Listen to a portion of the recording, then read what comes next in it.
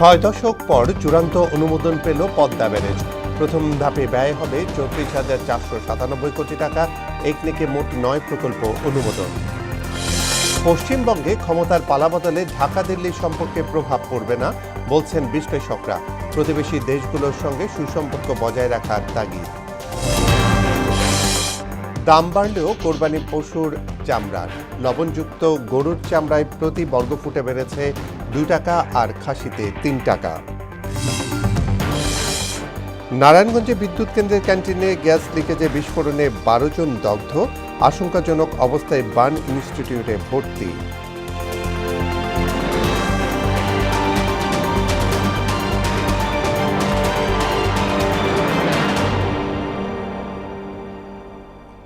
আসসালামু আলাইকুম।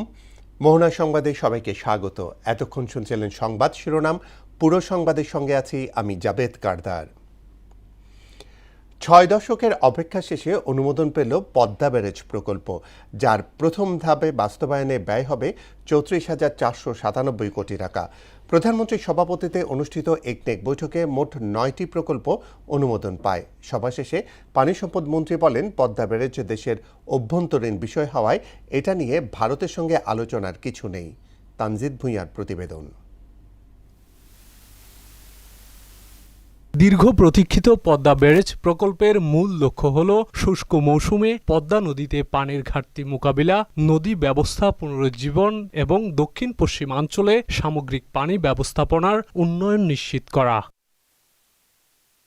6 দশকের অপেক্ষার অবসান ঘটিয়ে প্রকল্পটি অনুমোদন পেল জাতীয় অর্থনৈতিক পরিষদের নির্বাহী কমিটি একনেক সভায়। প্রধানমন্ত্রী তারেক রহমানের সভাপতিত্বে অনুষ্ঠিত বৈঠকে উপস্থাপিত 16 প্রকল্পের মধ্যে পাশ হয় 9টি। পরে বৈঠকের বিষয়ে বিস্তারিত তুলে ধরেন পানি সম্পদ মন্ত্রী। বাংলাদেশের মাস্টার মাইন্ড প্রকল্প সেটি হলো পদ্মা ব্যারেজ। প্রায় 35,000 কোটি টাকার এই প্রজেক্ট আজকে অনুমোদন হয়েছে, যেখানে বাংলাদেশের 3 ভাগের 1 ভাগ অঞ্চল, 24টা জেলা, 7 কোটি মানুষ, 37% তারা উপকারভোগী। জনস্বার্থে জনগুরুত্বপূর্ণ বিদায় এই প্রকল্পটি আজকে অনুমোদন হয়েছে। প্রধানমন্ত্রী জনাব তারেক রহমান নির্বাচন পূর্বে রাজশাহীতে গিয়ে জনসাধারণের সামনে সেটা বক্তব্য রেখেছিলেন, কমিটমেন্ট করেছিলেন। আজকে সেটা বাস্তবায়নের জন্য আমাদের এই প্রকল্পটি একটাকে অনুমোদিত হয়েছে। তিনি জানান, পদ্মা ব্যারেজ প্রকল্পের প্রথম পর্যায়ে বাস্তবায়নে ব্যয় হবে 34,494 কোটি টাকা। সম্পূর্ণ জিওবি ফান্ড আমাদের গভর্নমেন্ট, আমরা এই ফান্ডটা 7 বছর লাগবে এই প্রজেক্টটা শেষ করতে। 2033 সনে এই প্রজেক্টটা শেষ হবে। 7 বছর মেয়াদী এই প্রকল্পের কাজ শুরু হবে দ্রুতই। রাজবাড়ীর পাংশায় পদ্মা ব্যারেজ নির্মাণের ফলে 24 জেলার মানুষ কৃষি সুবিধা পাবেন। কুষ্টিয়া, ফরিদপুর, বরিশাল, যশোর, খুলনা, ওই অঞ্চলগুলা, সেখানে 24টা জেলার জনসংখ্যা, জনগণকে আমরা সম্পৃক্ত করতে পারবো। পানি সম্পদ মন্ত্রী বলেন, পদ্মা ব্যারেজের পাশাপাশি গঙ্গা চুক্তি নিয়েও আলোচনা চলছে। এ বিষয়ে কাজ করছে কারিগরি দল। আশা করছি যে এই বছরেই আমরা এটাকে রিভিউ করব। তানজিদ ভুঁইয়া, মোহনা সংবাদ, ঢাকা। পশ্চিমবঙ্গে ক্ষমতার পালাবদলে ভারত বাংলাদেশের সম্পর্কে খুব একটা প্রভাব পড়বে না বলে মনে করছেন বিশ্লেষকরা। তারা বলেন, বিজেপির হিন্দুত্ববাদী আচরণের পরও ঢাকাকে নিজস্ব পররাষ্ট্র নীতিতে অটল থাকতে হবে। প্রতিবেশী দেশগুলোর সঙ্গে বাংলাদেশকে সুসম্পর্ক বজায় রাখার জরুরি বলে মন্তব্য করেন রাষ্ট্রবিজ্ঞানীরা। আরিফ হোসেনের ক্যামেরায় উষা ফেরদৌসের রিপোর্ট। পশ্চিমবঙ্গে প্রথমবারের মতো বিপুল সংখ্যাগরিষ্ঠতা নিয়ে সরকার গঠন করে ভারতীয় জনতা পার্টি বিজেপি। রাজ্যে দলটির এই উত্থানে যেমন ভারতীয় রাজনীতিতে নতুন সমীকরণ তৈরি করেছে, তেমনি বিজেপির হিন্দুত্ববাদী আচরণের কারণে সেখানকার সংখ্যালঘু সম্প্রদায়ের মাঝে উদ্বেগ দেখা দিয়েছে। নিকটতম প্রতিবেশী হিসেবে বাংলাদেশের জন্য থাকে নানা হিসেব নিকাশ। সেখানে যেহেতু উগ্র হিন্দুত্ববাদ রয়েছে এই মুহূর্তে, সেজন্য মুসলিমদের জন্য একটা উদ্বেগজনক পরিস্থিতি তৈরি হচ্ছে এবং সেটার রেশ বাংলাদেশের বর্ডারে পড়ার সম্ভাবনা রয়েছে যথেষ্ট। বিশেষ করে এই পশ্চিমবঙ্গের যে মুসলমানরা আছে তাদেরকে তিনি বাংলাদেশি বলে অভিহিত করেছেন। পুরো নির্বাচনী প্রচারণায় মুসলিম বিদ্বেষী বক্তব্য দিয়ে সরব ছিলেন বিজেপি নেতারা। এমনকি জয়ের পর মুসলিম ভোটারদের অবদান সরাসরি অস্বীকার করেন বিজেপি নেতা শুভেন্দু অধিকারী।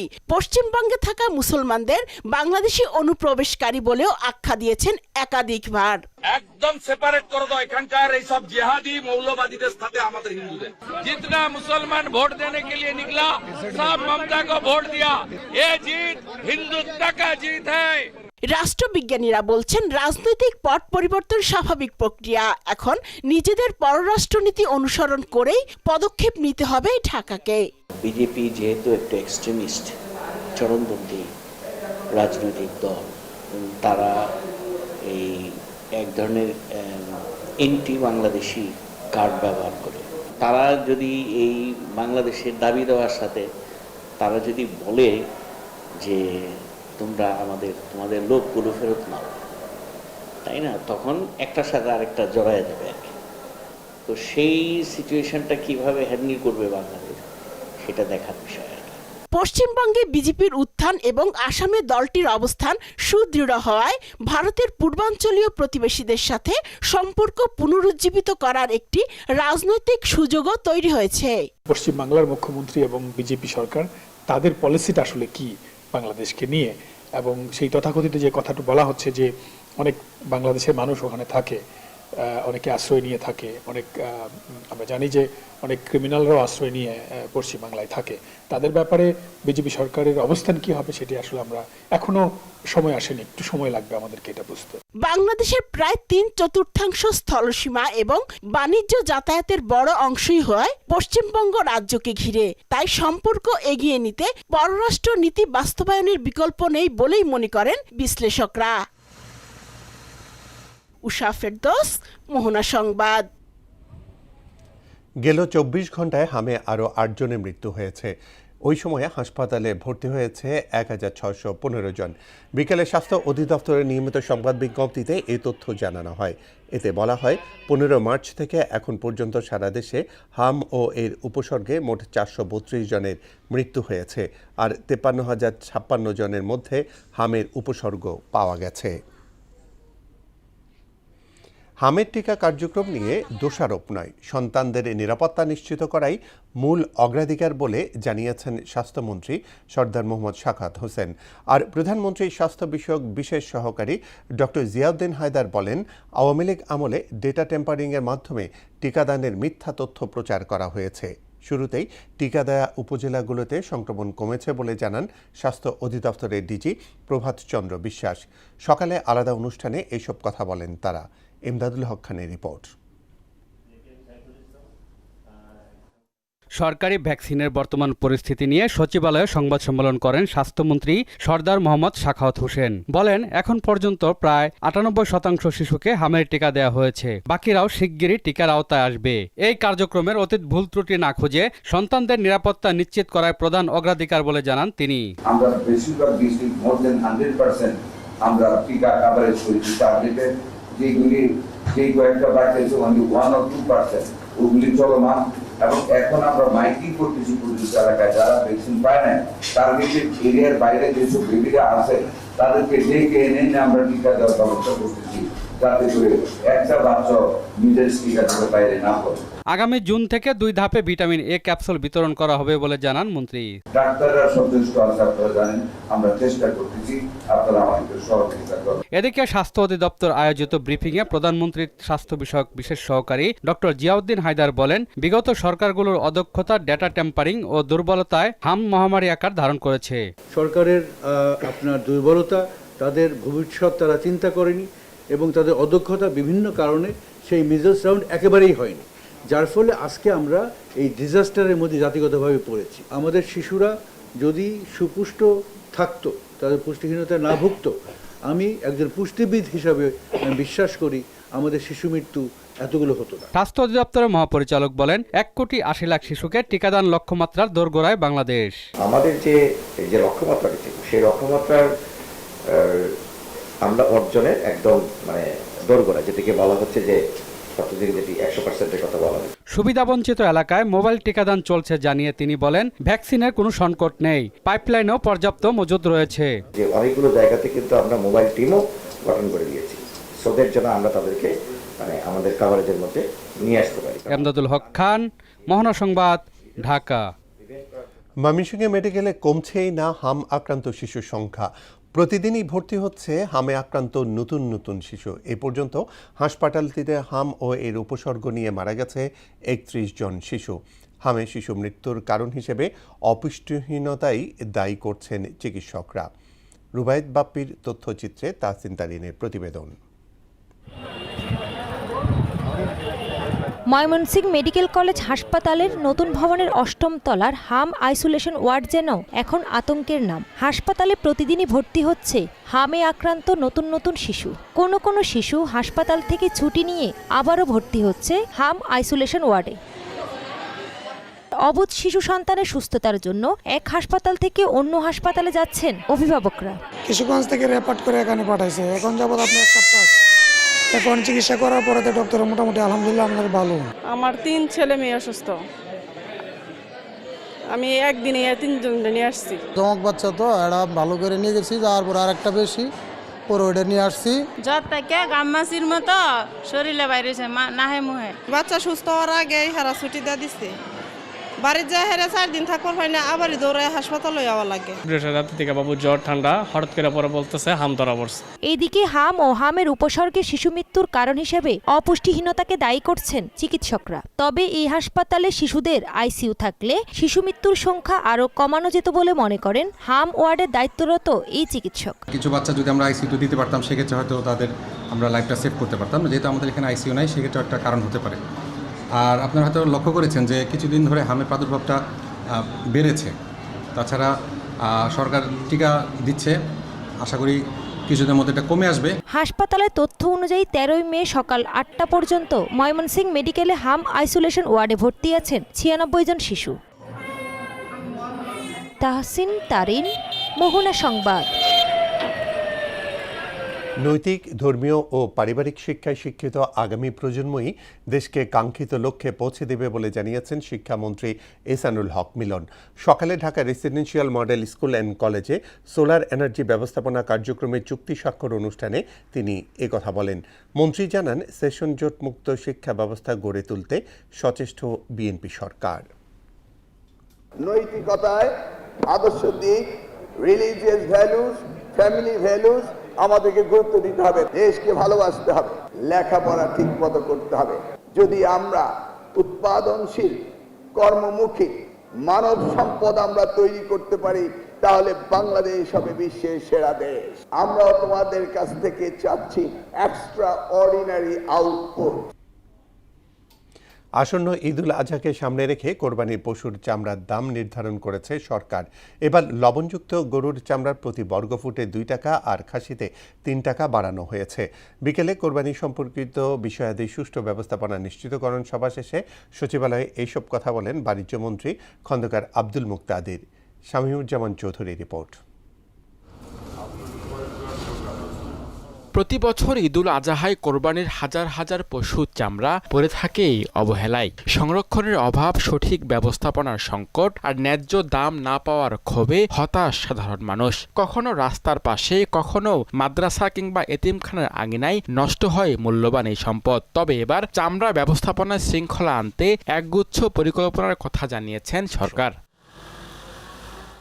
এবছর লবণযুক্ত গরুর চামড়ার দাম ঢাকার মধ্যে প্রতি বর্গফুটে 62 থেকে 67 টাকা আর ঢাকার বাইরে 57 থেকে 62 টাকা নির্ধারণ করা হয়েছে। আগের চেয়ে প্রতি বর্গফুটে 2 টাকা বেড়েছে। ঢাকার ভিতরে গরুর চামড়া নির্ধারিত মূল্য হবে প্রতি বর্গফুট 62 থেকে 67 টাকা প্রতি বর্গফুট, আর ঢাকার বাইরে 57 থেকে 62 টাকা। এছাড়া সারা দেশে খাসির চামড়া প্রতি বর্গফুট 25 থেকে 30 টাকা এবং সারা দেশে বকরির চামড়ার দাম প্রতি বর্গফুট 22 থেকে 25 টাকা নির্ধারণ করা হয়েছে। গেল বছরের তুলনায় প্রতি বর্গফুটে 3 টাকা বেড়েছে। খাসির চামড়া ঢাকা এবং ঢাকার বাইরে সবই 25 থেকে 30 টাকা, আর বকরির চামড়া 22 টাকা থেকে 25 টাকা। এবং সবার সম্মিলিত প্রচেষ্টায় আগামী কুরবানির ঈদে আমরা ইনশাআল্লাহ চামড়াগুলি সংরক্ষণ করব, যাতে পরবর্তী সময়ে এটির পরিপূর্ণ সদ্ব্যবহার হয়। বাণিজ্য মন্ত্রী বলেন, কোরবানির পশুর চামড়া যেন নষ্ট না হয় সেজন্য জেলা প্রশাসন ও উপজেলা প্রশাসনের মাধ্যমে মাঠ পর্যায়ে সরকারি ব্যবস্থাপনায় লবণ পৌঁছে দেওয়া হবে। সারা দেশে সরকারের অর্থায়নে লবণ পৌঁছানোর ব্যবস্থা হবে এবং জেলা প্রশাসন উপজেলা প্রশাসনের মাধ্যমে মাদ্রাসা বা সংশ্লিষ্ট জায়গায় যেন লবণ পৌঁছে যায় সেটি আমরা নিশ্চিত করছি। প্রতি বছর প্রায় 1 কোটি পশু কোরবানি দেওয়া হয়, সেখান থেকে সংগ্রহ করা চামড়া দেশীয় শিল্পে ব্যবহৃত হয়। প্রয়োজন হলে কিছু সময়ের জন্য ওয়েট ব্লু চামড়া রপ্তানির সিদ্ধান্ত নেওয়া হতে পারে বলেও জানান বাণিজ্য মন্ত্রী। এটা অবস্থা সাপেক্ষে প্রয়োজন বোধে আমরা সেইরকম চিন্তা ভাবনা করব। শামীমুজ্জামান চৌধুরী, মোহনা সংবাদ, ঢাকা। ঈদুল আজহা উপলক্ষে ট্রেনের আগাম টিকিট বিক্রি শুরুর 1 ঘন্টার মধ্যেই শেষ হয়ে যায় পশ্চিমাঞ্চলে নির্ধারিত সব টিকিট। সকাল 8টায় অনলাইনে এই টিকিট বিক্রি শুরু হয়, আর বেলা 2টায় বিক্রি হয় পূর্বাঞ্চলের জন্য নির্ধারিত টিকিট। প্রথম দিন দেয়া হয়েছে 23 মে টিকিট। সংশ্লিষ্ট সূত্র জানিয়েছে, সকালের দিকে টিকিট কিনতে আগ্রহী মানুষের সংখ্যা ছিল বিপুল। বিশেষ করে প্রথম আধা ঘন্টার টিকিট কেনার জন্য 60 লাখ বার চেষ্টা হয়। পূর্বাঞ্চলের টিকিটের জন্য ওয়েবসাইটে বিপুল হিট হয়। নারায়ণগঞ্জের সোনারগাঁয়ে মেঘনা ঘাট বিদ্যুৎ কেন্দ্রের ক্যান্টিনে গ্যাস লিকেজ থেকে বিস্ফোরণে 12 জন দগ্ধ হয়েছে। দুপুরের দিকে এই বিস্ফোরণ ঘটে। দগ্ধদের জাতীয় বার্ন ও প্লাস্টিক সার্জারি ইনস্টিটিউটে ভর্তি করা হয়েছে। প্রত্যক্ষদর্শীরা জানায়, বিদ্যুৎ কেন্দ্রের কর্মকর্তা কর্মচারীরা ক্যান্টিনে খাওয়ার সময় হঠাৎ বিস্ফোরণ হয়। দগ্ধদের শরীরে 5 থেকে 80% পুড়ে গেছে বলে জানিয়েছেন বার্ন ইনস্টিটিউটের আবাসিক সার্জন ডাক্তার শাউন বিন রহমান। 3 তলা ডরমিটরি রুম, সেখানে নিচতলায় একটা ডাইনিং রুম এবং কিচেন রুম আছে, যেখানে তাদের 12টা 30 মিনিট থেকে দুপুরের খাবার শুরু হয়। কিছু লোক খাবার নিয়ে টেবিলে খেতেছিল, আর কিছু লোক খাবার নেওয়ার জন্য লাইনের মধ্যে ছিল।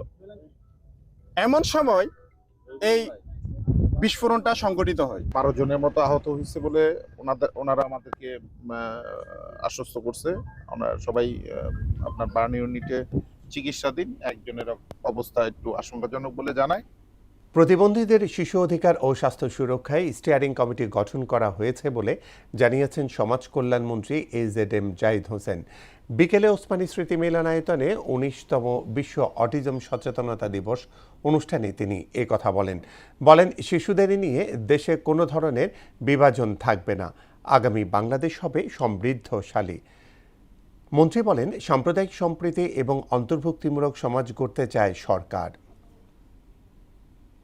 সাভারের অদূরেই জাস্ট ব্যাংক টাউনের অপোজিটেই এখানে আমরা কিন্তু আমাদের যে সমস্ত বিভিন্ন ধরনের প্রতিবন্ধী যারা আছেন তাদের খেলাধুলা উপজেলা থেকে জেলা, জেলা থেকে বিভাগ, বিভাগ থেকে জাতীয় পর্যায়ে আয়োজনের জন্য বর্তমান সরকার এই যে নতুন করে স্পোর্টস শুরু হয়েছে, এইটার পাশাপাশি কিন্তু এই প্রতিবন্ধীদের খেলাধুলা করেও এবং ন্যাশনাল অলিম্পিক কিন্তু বাংলাদেশে হবে ইনশাআল্লাহ। দেশের যে কোনো সংকট উত্তরণে বিএনপির সামনে থেকে নেতৃত্ব দিয়েছে বলে মন্তব্য করেছেন ঢাকা দক্ষিণ সিটি কর্পোরেশনের প্রশাসক আব্দুস সালাম। সকালে জাতীয় প্রেস ক্লাবে বিএনপির নেতা নাসিরউদ্দিন আহমেদ পিন্টুর শাহাদাত বার্ষিকীর আলোচনায় তিনি বলেন, বিগত সরকার ঢাকার শৃঙ্খলা ফেরাতে কোনো চেষ্টাই করেনি। তবে বর্তমান সরকার নাগরিকদের সুযোগ সুবিধা নিশ্চিতে অঙ্গীকারাবদ্ধ। রাজধানীতে যত্রতত্র হকার বসতে দেয়া হবে না বলেও জানান ডিএসসিসির। 2 মাস হলো সরকার ক্ষমতায় এসেছে, এখনই অনেকে লম্ফজম্প করছেন, বিএনপিকে ভয় দেখাচ্ছেন, কিন্তু বিএনপি মাটি থেকে জন্ম হয়ে আজকে এই পর্যায়ে এসেছে। 5 আগস্টের পরে সারা ঢাকা শহর হকার দিয়ে ভরে গেল। তাহলে এগুলোর সমস্যার কিভাবে হবে? এগুলোর সমাধান আমাদের করতে হবে। সেই ব্যাপারে আপনাদেরকে নাগরিকরা এগিয়ে আসতে হবে। ফুটপাত আর মানুষের চলাচলের জন্য সেই চলাচলের ব্যবস্থা রাখতে হবে। কিছু কিছু জায়গায় আমরা সকাল 8টা থেকে রাত্র 8টা পর্যন্ত হকারদের বসার সুযোগ করে দেব। সুপ্রিম কোর্ট বার অ্যাসোসিয়েশনের নির্বাচনে শান্তিপূর্ণ পরিবেশেই শেষ হয়েছে প্রথম দিনের ভোট গ্রহণ। এবার 14টি পদের বিপরীতে লড়ছেন 40 জন প্রার্থী। আনন্দ উদ্দীপনায় এই নির্বাচনে অংশ নিয়েছে বিএনপি, জামাত এবং এনসিপি সমর্থিত প্যানেল। অন্যদিকে ত্রয়োদশ জাতীয় সংসদ নির্বাচনে চট্টগ্রাম 2 ও 4 আসনে বিএনপির প্রার্থীদের শপথ ও ফলাফল প্রকাশের অনুমতি চেয়ে করা আবেদনের উপর বৃহস্পতিবার আদেশের দিন ধার্য করেছেন আপিল বিভাগ। মুদাসসির আলী প্রতিবেদন। বুধবার সকাল থেকেই সুপ্রিম কোর্ট বার অ্যাসোসিয়েশনের সামনে আইনজীবীদের দীর্ঘ লাইন ভোট দেওয়ার জন্য।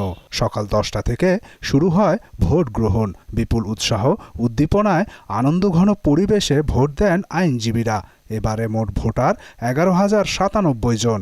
সভাপতির 1টি, সহসভাপতির 2টি, সম্পাদকের 1টি, কোষাধ্যক্ষের 1টি, সহসম্পাদকের 2টি এবং সদস্যের 7টি পদে প্রতিদ্বন্দ্বিতা করছেন 40 জন প্রার্থী।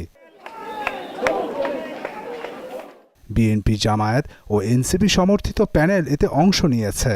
নির্বাচনী পরিবেশ নিয়ে সন্তুষ্টির কথা জানান বিএনপি সমর্থিত নীল প্যানেলের সংশ্লিষ্টরা। ইনশাআল্লাহ জনগণ স্বতঃস্ফূর্তভাবে ভোট দেবে এবং সেই ভোটে জাতীয়তাবাদী আইনজীবী ফোরামের জয়লাভ হবে।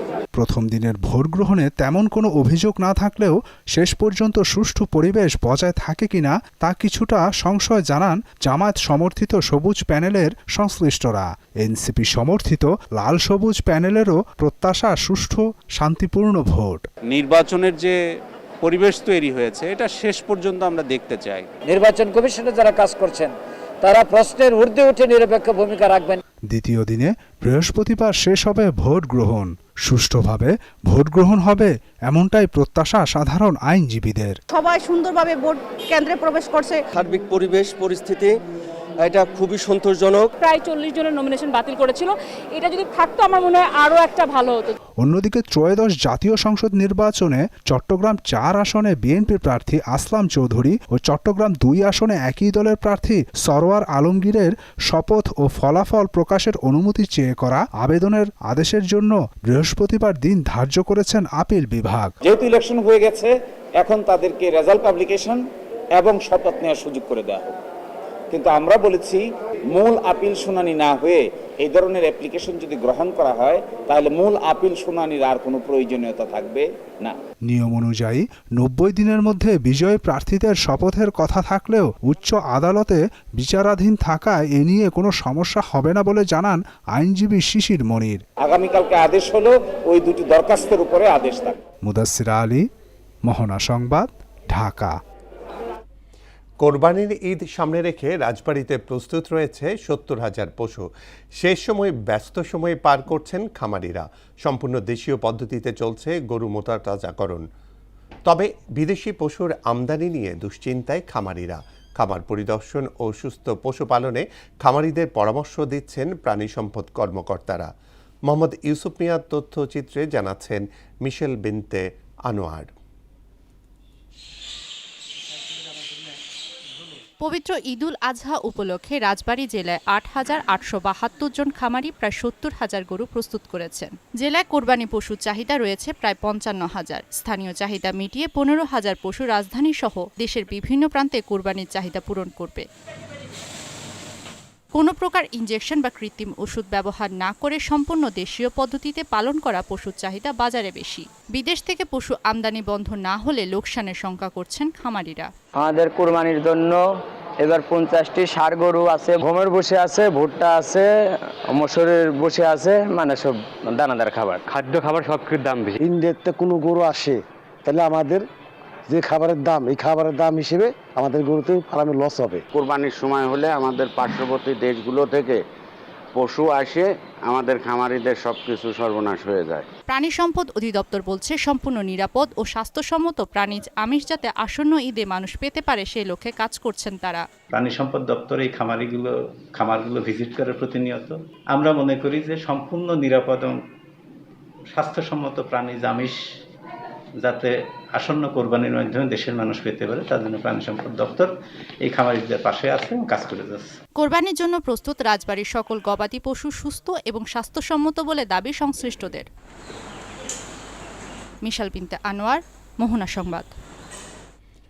বিগত সরকারের লুটপাটের কারণে বর্তমান সরকারকে উত্তরাধিকার সূত্রেই ৩০ লাখ কোটি টাকার ঋণের বোঝা ঘাড়ে নিতে হয়েছে বলে মন্তব্য করেছেন তথ্য ও সম্প্রচার মন্ত্রী জহিরুদ্দিন স্বপন। তিনি বলেন, এই অবস্থায় উত্তরণে কমপক্ষে ২ বছর সময় লাগবে। সকালে রাজধানীর উত্তরায় আয়োজিত এক অনুষ্ঠানে অংশ নিয়ে তিনি এইসব কথা বলেন।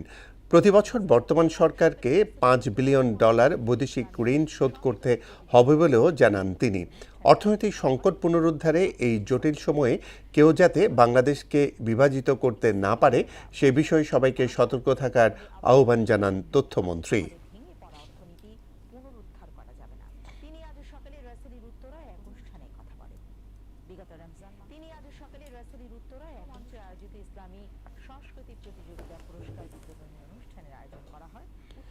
উত্তরায় মাইলস্টোনে বিমান দুর্ঘটনায় অবহেলার অভিযোগে ডক্টর ইউনূস সহ ১৬ জনের বিরুদ্ধে করা মামলার আবেদনকারী উইসাই মং মার্মাকে কুকি চীন ন্যাশনাল ক্রেস্ট এজেন্ট বলে দাবি করেছেন এক্স ফোর্সেস অ্যাসোসিয়েশন। দুপুরে ডিআরইউতে সশস্ত্র বাহিনীর মর্যাদা, মনোবল এবং জাতীয় স্বার্থ রক্ষার বিষয়ে আয়োজিত সংবাদ সম্মেলনে একথা বলেন সংগঠনটির সভাপতি অবসরপ্রাপ্ত লেফটেন্যান্ট কর্নেল সাইফুল্লাহ খান সাইফ। তিনি বলেন, কিছুদিন আগেও সন্তুল লারমার স্ত্রী কানাডায় একটা কনফারেন্স করেছে, সেখানে মিথ্যা ও বিভ্রান্তিকর তথ্য দেয়া হয়েছে। বিমান বাহিনীর সঙ্গে চরমপন্থাকে জড়ানো এই ষড়যন্ত্রের অংশ বলেও উল্লেখ করেন সাইফুল্লাহ খান। সিং মার্মা কে, তার ব্যাকগ্রাউন্ড কি, সে কোথায় থাকে, ওনার সম্পর্কে একটু খোঁজ খবর নেন। কিছুদিন আগেও আপনার হলো সন্তুল লারমার স্ত্রী, সে কানাডায় একটা কনফারেন্স হয়েছে, ওইখানে যত ধরনের মিথ্যা তথ্য দিয়ে বিভ্রান্তিকর তথ্য, আমাদের সশস্ত্র বাহিনী পাহাড়ে এ হয়েছে ওই হয়েছে, এরা হলো কুকি চীন যে যারা আছে এদেরই একটা মানে অংশ। লোকবল সংকটে ধুঁকছে 2 দশক আগে চালু হওয়া কেরানীগঞ্জে 20 শয্যা বিশিষ্ট জিঞ্জিরা হাসপাতাল। মাত্র 2 জন চিকিৎসক এবং 4 জন নার্স নিয়ে চলছে আউটডোর সেবা। ফলে ভোগান্তিতে পড়েছেন রোগীরা। এছাড়া হাসপাতালে পরিত্যক্ত ভবনে চলে মাদকসেবীদের আড্ডা। নিরাপত্তা রক্ষী না থাকায় নিরাপত্তাহীনতায় ভুগছেন ডাক্তারসহ রোগীরা। দ্রুত সমস্যার সমাধানের দাবি সেবা প্রার্থীদের। আলমগীর হোসেনের তথ্যে বিস্তারিত জানাচ্ছেন ডলি বিনতে আনোয়ার। মাত্র 2 জন চিকিৎসক আর 4 জন নার্স দিয়ে চলছে কেরানীগঞ্জের 20 শয্যা বিশিষ্ট জিঞ্জিরা হাসপাতাল। 2006 সাল থেকে আউটডোর চালু থাকলেও ইনডোর এখনও চালু হয়নি। এছাড়া প্রয়োজনীয় জনবলের অভাবে নষ্ট হচ্ছে আসবাবপত্র, যন্ত্রপাতি সহ চিকিৎসার কাজে ব্যবহৃত বিভিন্ন সরঞ্জাম।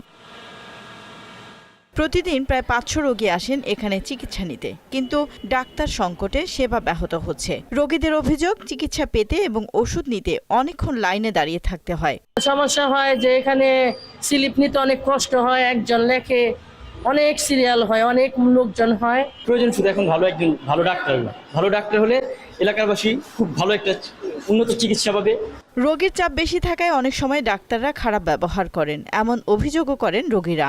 তোমরা তো আসোই না, নানান ধরনের কথা বলে লেখা তো দিচ্ছে না, পায় যাও যাও যাও যাও যাও যাও। আমি দরজা থেকে একটু ভিতরে গেছি, ওই যে দোতলায় মানে বেরোন না, ঢুকছেন কেন, এটা ভালো করে বললেই তো হয়। হাসপাতালের পরিত্যক্ত ভবনে চলে মাদকসেবীদের আড্ডা। সিকিউরিটি গার্ড না থাকায় ভয়ে থাকতে হয়, তবে সাধ্য অনুযায়ী রোগীদের সেবা দেওয়ার দাবি চিকিৎসকের। যে এই হাসপাতালের নিরাপত্তা ব্যবস্থা খুবই দুর্বল। হ্যাঁ, এখানে আমি দেখি যে বাহিরের কিছু ছেলে পেলে এসে এখানে নিচে মাদক সেবন করছে এবং কোনোই নিরাপত্তা নাই। নিরাপত্তাটাও যদি নিশ্চিত করা হয় তাহলে আমার মনে হয় নির্বিঘ্নে রোগীরা সেবা পাবে এবং সেবার মান আরো উন্নত হবে। জনবল ও নিরাপত্তার অভাবে এখানে আন্তঃবিভাগের সেবা চালু করা সম্ভব হচ্ছে না বলে জানালেন স্বাস্থ্য ও পরিবার পরিকল্পনা কর্মকর্তা। প্রয়োজনীয় লোকবল এবং নিরাপত্তাহীনতার কারণে এই হাসপাতালের আন্তঃবিভাগের স্বাস্থ্যসেবা চালু করা সম্ভব হচ্ছে না। ডাক্তার ও প্রয়োজনীয় লোকবল নিয়োগ সহ দ্রুত ইনডোর সেবা চালুর দাবি সেবা প্রার্থী ও স্থানীয়দের। ডলি বিনতে মনোয়ারা, মোহনা সংবাদ। টাঙ্গাইলে মির্জাপুর লোহজং নদীতে ব্রিজের কাজ 5 বছরও শেষ না হওয়ায় দুর্ভোগে পড়েছেন হাজারো মানুষ। প্রায় 20 কোটি টাকা ব্যয়ে নির্মাণাধীন সেতু দুটির কাজ ঠিকাদারি প্রতিষ্ঠানের গাফিলতি এবং তদারকির অভাবে দীর্ঘদিন ধরে ঝুলে আছে। ফলে বাঁশের সাঁকো ব্যবহার করতে বাধ্য হচ্ছেন স্থানীয়রা। মীর আনার হোসেন টুটুলের প্রতিবেদন, জানাচ্ছেন মাহমুদা আক্তার। প্রায় 20 কোটি টাকা ব্যয়ে টাঙ্গাইলের মির্জাপুর উপজেলার গোড়াই ইউনিয়নের কলিমাজানি ও ভাওড়া ইউনিয়নের কামারপাড়া এলাকার লোহজং নদীর উপর দুটি পাকা ব্রিজের নির্মাণ কাজ 5 বছরও শেষ হয়নি। 1.5 বছরের নির্মাণ কাজ এখনো শেষ না হওয়ায় দুর্ভোগে পড়েছেন স্থানীয়রা। বাধ্য হয়ে বর্ষাকালে ঝুঁকি নিয়ে বাঁশের সাঁকো বা নৌকায় পারাপার হতে হচ্ছে তাদের। তাই দ্রুত ব্রিজ নির্মাণের দাবি জানিয়েছেন স্থানীয়রা। সমস্ত লোকেরই অসুবিধা মনে করেন, এরা যাতায়াতে সমস্ত মানুষের কষ্ট আর কি। ব্রিজটা হয়ে গেলে বেকারি সুখ, আর না হইলে তো বেকারি কষ্ট। ব্রিজটা খুব দ্রুত হলে সবারই খুব সুবিধাজনক হয়, বাচ্চাদের স্কুলে যাতায়াত করতে, রোগী নিয়ে হসপিটালে যাতায়াত করতে। ব্রিজটা যাতে হয়, আমাদের কষ্টটা যাতে মাফ হয়, আমাদের এই ব্যবস্থা করবে। আমাদের অনেক দুর্ভোগ আমরা পোহাচ্ছি অনেক জায়গায়। আমাদের যে নতুন সরকার আসছে, আমাদের এমপি মহোদয়ের কাছে আবেদন, এই বিষয়টা অত্যন্ত তাড়াতাড়ি করে আমাদের এই বিষয়টা চালু করে দেয়। তবে শীঘ্রই কাজ শেষ করার আশ্বাস দিয়েছেন উপজেলা প্রকৌশলী কর্মকর্তা। ঢাকায় অলরেডি কথা বলা হয়েছে এবং এর জন্য অতিরিক্ত বরাদ্দের জন্য আমরা চিঠি লিখবো। আশা করতেছি 1 বছরের মধ্যে এই কলিমাজানি এবং কামারপাড়া ব্রিজটির কাজ টোটালি সম্পন্ন হবে এবং মানুষজন চলাচল করতে পারবে। ব্রিজ দুটি নির্মাণের মাধ্যমে জনভোগান্তির লাঘবের আহ্বান জানিয়েছেন ভুক্তভোগীরা। মাহমুদা আক্তার, মোহনা সংবাদ। আন্তর্জাতিক প্রসঙ্গ। উচ্চ পর্যায়ে গুরুত্বপূর্ণ বৈঠকে অংশ নিতে 3 দিনের সফরে চীনের রাজধানী বেইজিংয়ে অবস্থান করছেন মার্কিন প্রেসিডেন্ট ডোনাল্ড ট্রাম্প। দীর্ঘ 9 বছর পর চীন সফরে গেলেন তিনি। সফরসঙ্গী হিসেবে তার সঙ্গে রয়েছেন পররাষ্ট্রমন্ত্রী মার্কো রুবিও। স্বাগতিক চীনের প্রেসিডেন্ট শি জিনপিং এবং প্রেসিডেন্ট ট্রাম্প দফায় দফায় বৈঠক করবেন। ঐশী আলমের ডেস্ক রিপোর্ট। 3 দিনের রাষ্ট্রীয় সফরে চীনের রাজধানী বেইজিংয়ে মার্কিন প্রেসিডেন্ট ডোনাল্ড ট্রাম্প। বুধবার প্রেসিডেন্টকে বহনকারী এয়ারফোর্স 1 চীনের রাজধানী বেইজিংয়ে অবতরণ করে। এর ফলে দীর্ঘ 9 বছর পর চীন সফরে গেলেন তিনি। বেইজিংয়ে পৌঁছানোর পর ট্রাম্পকে জাঁকজমকপূর্ণ আনুষ্ঠানিকতার মধ্য দিয়ে বিমানবন্দরে স্বাগত জানান ভাইস প্রেসিডেন্ট হান ঝেংকে। এছাড়া তাকে স্বাগত জানাতে নীল সাদা ইউনিফর্ম পরিহিত প্রায় 300 চীনা তরুণ তরুণী চীনের পতাকা হাতে বিমানবন্দরের রানওয়েতে সারিবদ্ধভাবে অবস্থান নেয়। সফরের দ্বিতীয় দিনে বিশ্বের সর্ববৃহৎ অর্থনীতির 2 দেশের রাষ্ট্রপ্রধান ট্রাম্প এবং শি জিনপিং দ্বিপাক্ষিক বৈঠক করবেন। ধারণা করা হচ্ছে বৈঠকে হরমুজ প্রণালী খুলে দিতে চীনের মাধ্যমে ইরানকে চাপ দিতে পারে যুক্তরাষ্ট্র। বেজিংয়ের উদ্দেশ্যে যাত্রা শুরুর আগে সাংবাদিকদের সঙ্গে আলাপকালে ট্রাম্প বলেন, ইরানের সঙ্গে যুদ্ধাবসানে এবং হরমুজ প্রণালীর উপর তেহরানের নিয়ন্ত্রণ শিথিলে বেইজিংয়ের সহায়তার প্রয়োজন হবে না বলে মনে করেন তিনি। Iran. We'll win it one way or the other. We'll win it peacefully or otherwise. Oishi Alam, মোহনা সংবাদ। শেষ করব মোহনা সংবাদ। যাওয়ার আগে শিরোনামগুলো জানিয়ে দিচ্ছি আরও একবার।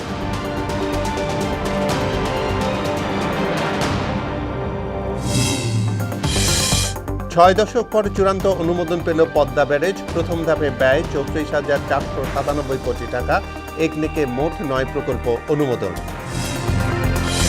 পশ্চিমবঙ্গে ক্ষমতার পালাবদলে ঢাকা দিল্লি সম্পর্কে প্রভাব পড়বে না বলছেন বিশ্লেষকরা। প্রতিবেশী দেশগুলোর সঙ্গে সুসম্পর্ক বজায় রাখার তাগিদ। দাম বাড়ল কোরবানি পশুর চামড়ার। লবণযুক্ত গরুর চামড়ায় প্রতি বর্গফুটে বেড়েছে 2 টাকা আর খাসিতে 3 টাকা। এবং নারায়ণগঞ্জে বিদ্যুৎ কেন্দ্রের ক্যান্টিনে গ্যাস লিকেজে বিস্ফোরণে 12 জন দগ্ধ। আশঙ্কাজনক অবস্থায় বার্ন ইনস্টিটিউটে ভর্তি।